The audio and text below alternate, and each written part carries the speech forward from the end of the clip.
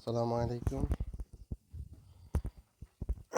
আজকে আমরা সমাধান করব যশোর বোর্ড 2023-এ আসা একটা সৃজনশীল প্রশ্ন। সর্বপ্রথম 20 কেজি এবং 30 কেজি ভর বিশিষ্ট দুইটা বস্তু। তো এখানে একটা বস্তু যার ভর 20 কেজি। তো যেহেতু দুইটা বস্তু, প্রথমটারে আমরা ধরে নিলাম M1 বস্তু। M1 বস্তুর ভর 20 কেজি, আর দ্বিতীয় বস্তুর ভর M2 সমান 30 কেজি। ভর বিশিষ্ট দুইটা বস্তু এ ও বি, তার মানে এটার নাম এ, এটার নাম বি। এ ও বি পরস্পর 10 মিটার দূরত্বে, তার মানে এদের মধ্যবর্তী দূরত্ব 10 মিটার দূরত্বে স্থির অবস্থায় আছে। এ বস্তুর উপর বল প্রয়োগ করা, এ বস্তুর উপর এফ বল প্রয়োগ করায় তা ভি বস্তুর দিকে 10 ইনভার্স বেগে গতিশীল হয়। তার মানে এর আদি বেগ u1 10 ইনভার্স 1 বেগে গতিশীল হয় মিলিত অবস্থায়। যখন এ বস্তু ভি বস্তুর দিকে গতিশীল হয় তখন এরা মিলিত অবস্থায় বেগ, এটা এ এটা বি, মিলিত অবস্থায় বেগ 4 ইনভার্স 1। তার মানে এটা হচ্ছে তাদের শেষ বেগ 4 ইনভার্স 1।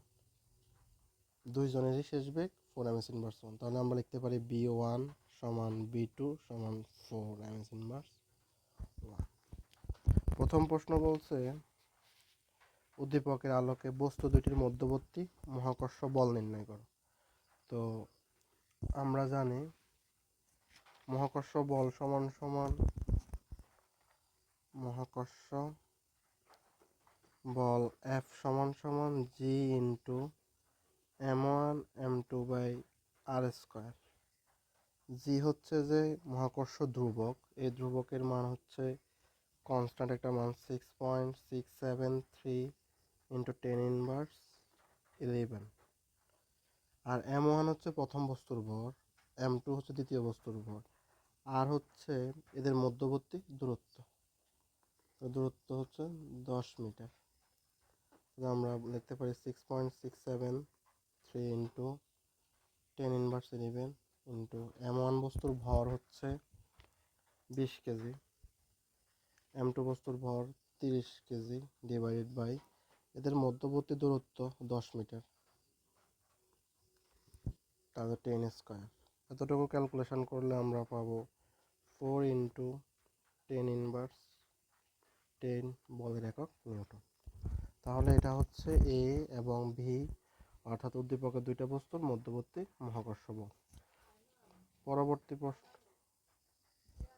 হ্যাঁ, এরপরে প্রশ্ন বলছে উদ্দীপকের ঘটনাটি ভরবেগের সংরক্ষণশীলতা নীতি সমর্থন করে কিনা।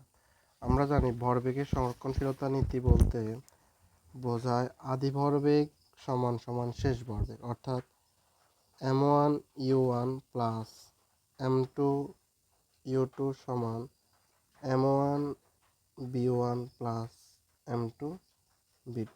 অর্থাৎ আদি ভরবেগ প্লাস শেষ ভরবেগ যদি সমান হয় তাহলে ভরবেগের সংরক্ষণশীলতা নীতি মানে, অর্থাৎ সংঘর্ষের পূর্বের ভরবেগ এবং সংঘর্ষের পরের ভরবেগ যদি সমান হয় তাহলে ভরবেগের সংরক্ষণশীলতা নীতি মানে। এখন সংঘর্ষের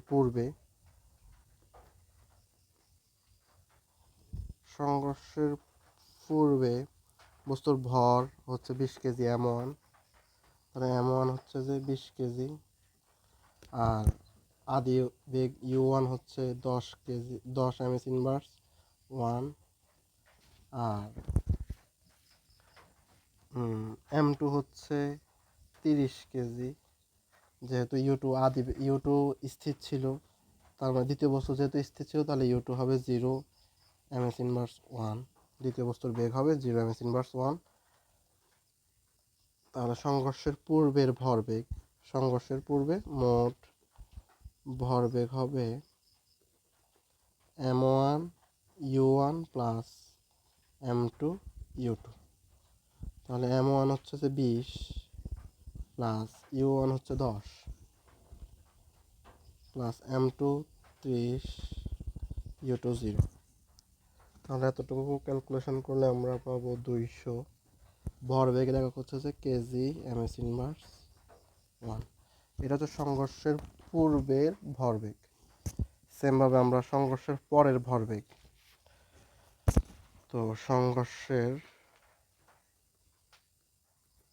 ফরে এ ও বি বস্তুর মোট ভরবেগ হবে m1 b1 plus m2 p2। তো সংঘর্ষের পরে দুইজনেরই মিলিত বেগ ছিল 4m1। দুজনেই 4m1 বেগে চলতে থাকে। তার মানে b1 সমান সমান b2 সমান সমান 4 বলতে পারি। মানে প্রথম বস্তুর বেগ এবং শেষ বেগ এবং দ্বিতীয় বস্তুর শেষ বেগ দুইটাই সমান, কারণ দুইটাই একই বেগে মিলিত অবস্থায় চলায়। তাহলে আমরা লিখতে পারি v সমান b1 সমান b2 সমান সমান 4। তাহলে আমরা লিখতে পারি m1b প্লাস m2b। m1 এর মান হচ্ছে 20 গুণ b1 এর বা b এর মান হচ্ছে 4 প্লাস m2 এর মান হচ্ছে যে 30 ইন্টু b এর মান হচ্ছে যে 4। এতটুকু ক্যালকুলেশন করলে আমরা পাবো 200 কেজি m1। তাহলে আমরা বলতে পারি সংঘর্ষের পরে এবং সংঘর্ষের পূর্বে এবং পরে মোট ভরবেগ সমান। তাহলে এটি ভরবেগের সংরক্ষণশীলতা নীতিকে সমর্থন করে। তাহলে সংঘর্ষের পূর্বে এবং পরে মোট ভরবেগ সমান। সুতরাং এটি ভরবেগের উদ্দীপকের ঘটনাটি ভরবেগের সংরক্ষণ নীতিকে সমর্থন করে।